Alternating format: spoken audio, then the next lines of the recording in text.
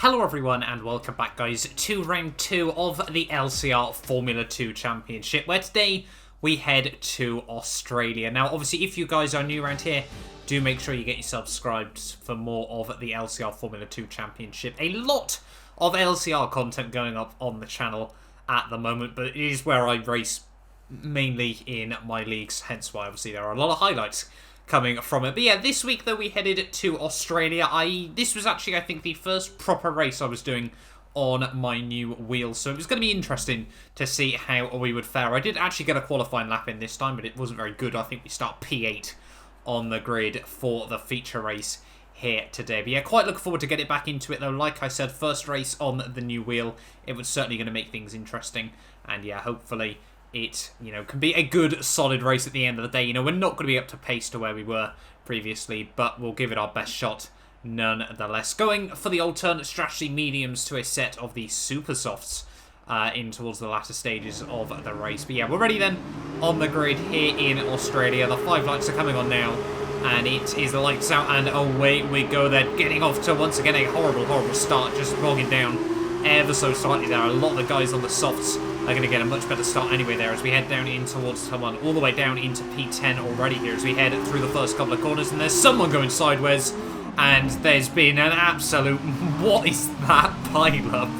About half the field got involved. I think it was more than half the field there got involved in that one. So yeah, that was rather interesting way to kick off the race there, and yeah, a lot of front wing damage now. You can see just how much we're struggling to get the front end turned in as we head through the next couple of corners there. But yeah, that was not the way we needed to kick off this race, and yeah, unfortunately, basically the top 4 were now free, and we're going to be miles ahead in this race there as we head down in towards Sector 2. You see LK has already retired from the race there. But yeah, coming into this one though, we found ourselves P4 in the championship. Definitely don't think we're going to be able to hold on to it now after the current performance we've got going on at the moment as we head in towards the back straightaway here. So he's still keeping up with Sims just about there, getting a big wobble as we head out onto that back flat out section there. But in towards the final couple of corners on lap 1, we would have no choice but to pit for a fresh set of the medium compound tyres here. Hopefully they can take us most of the way through the Grand Prix. They can see Sims diving in as well. Quite a few people having to come in. I think only the top 6, so half the field, had to pit on the end of lap 1 there. It really was not the best way to start a Grand Prix that I've seen in. It's honestly, I think, one of the biggest crashes I think I've ever seen on F1 2019 in terms of just the amount of people that got caught up in it there, and an incredibly long F2 pit stop as well there, over 15.5 seconds as well, as we struggled to try and pick the first gear that we needed as well. So we are going to come back out in P8 of the Grand Prix here, and P8 is quite a critical position in Formula 2, as I'm sure you guys are well aware. P8 does give you pole for the reverse for the sprint race here, so we definitely were looking to try and hold on to this as best as possible here. But Jamie behind us, he was looking to try and go right the way through to the end of the Grand Prix here, so it's going to be interesting to see if we could build up a pit stop margin over him. He's not the best in the Formula 2 cars, so we'll give it our best shot at the end of the day, as you're soon going to see in the sprint race here. But yeah, coming back out though, struggling to find consistency in the car, but we were slowly but surely building up that margin over Jamie behind us. I think Sims was slowly pulling away from ourselves as well as we head down in towards turn 1 here.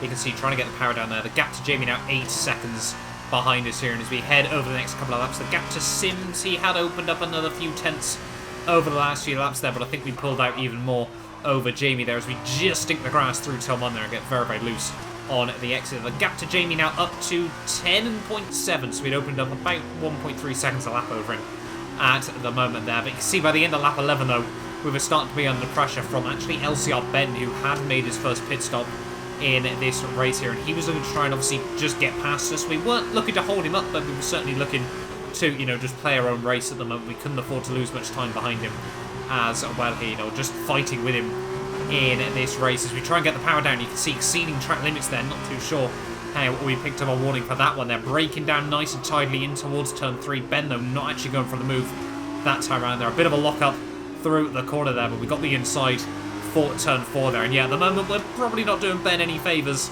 as well, but we were really just focusing on our own race there as we get very loose. Ben able to sneak up the inside there, and now up into P6 of the Grand Prix there, but Ben would return the favour and himself get very, very loose on the exit of the very next corner there. So we go right back around the outside of him and right back up into P6 of the Grand Prix. He tried to get the nose back up the inside there, but we commit to the corner and just about hold out in front of him for the time being in this race.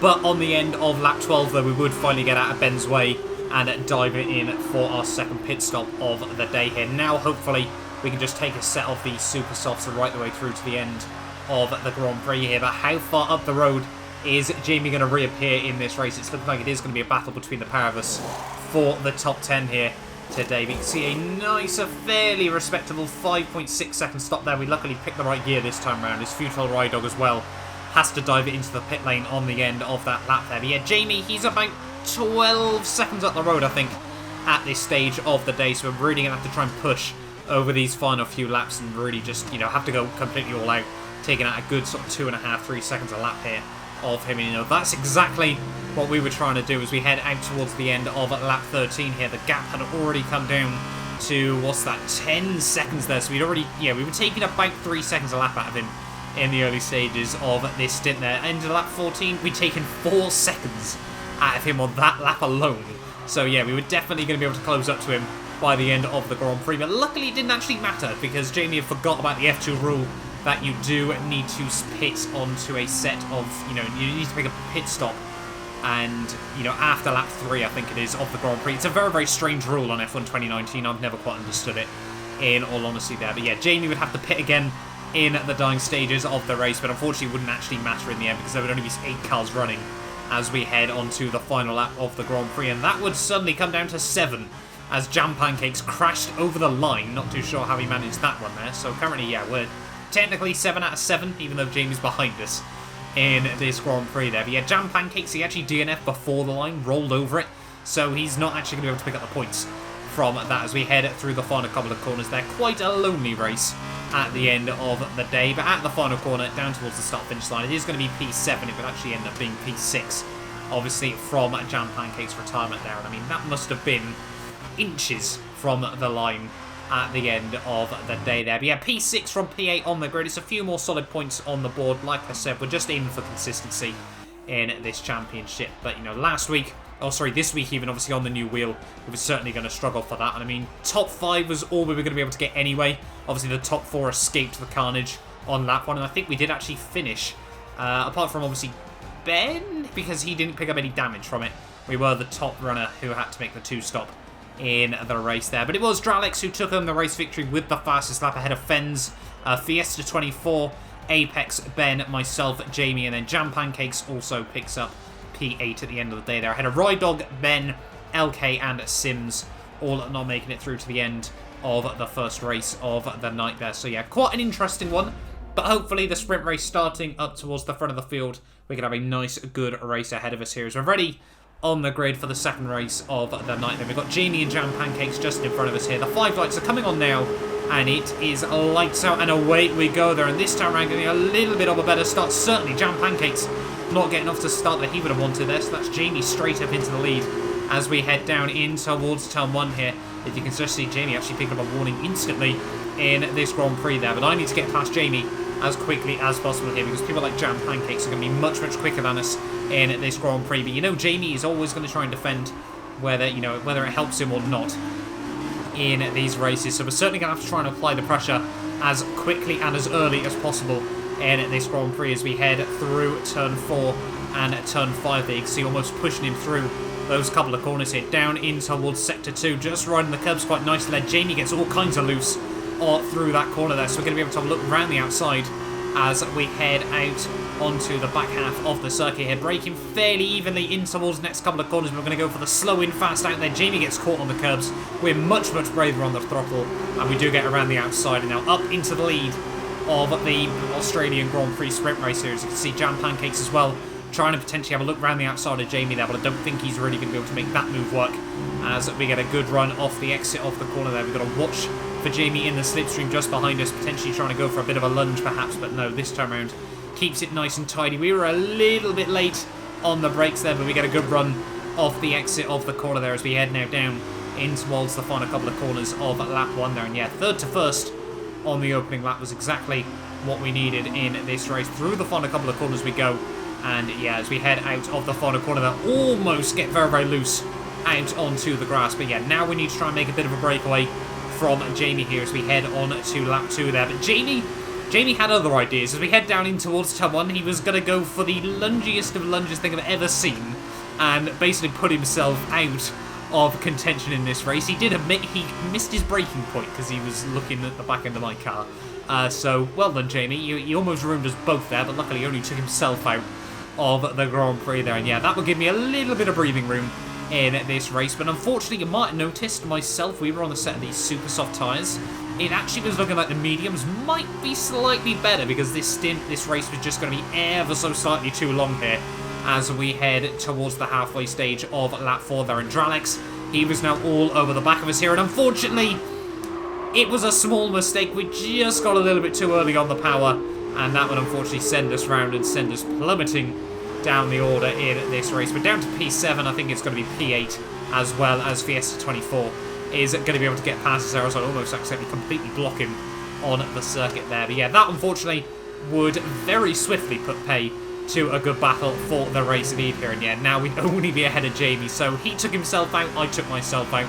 And we went from a 1-2 to last and second to last in space of 2 laps. So, well done, Jamie. We've once again gone and smashed it between the pair there. As you can see, on to lap 5, once again getting very, very loose here, struggling with these tyres in the late stages of this race there. There's going to be yellow flags out, though, up the road. We get a huge, huge moment there, so I keep it pointing in the right direction. There's a lot of contact and carbon fibre just in front of us there, and that was actually ERL Ben getting in a collision with Fiesta 24 just in front of us. As yeah, I have no idea what's happened to these tyres in the late stages of this race. But anyway, skipping on then to the final lap of the Grand Prix, it would be P7 in the end there, so another couple of points on the board there. Jamie coming through in last place in both of the races there, and us coming through, I think, for second to last in the pair of them as well there. But, you know, more points on the board, that's exactly, you know, all we could really ask for.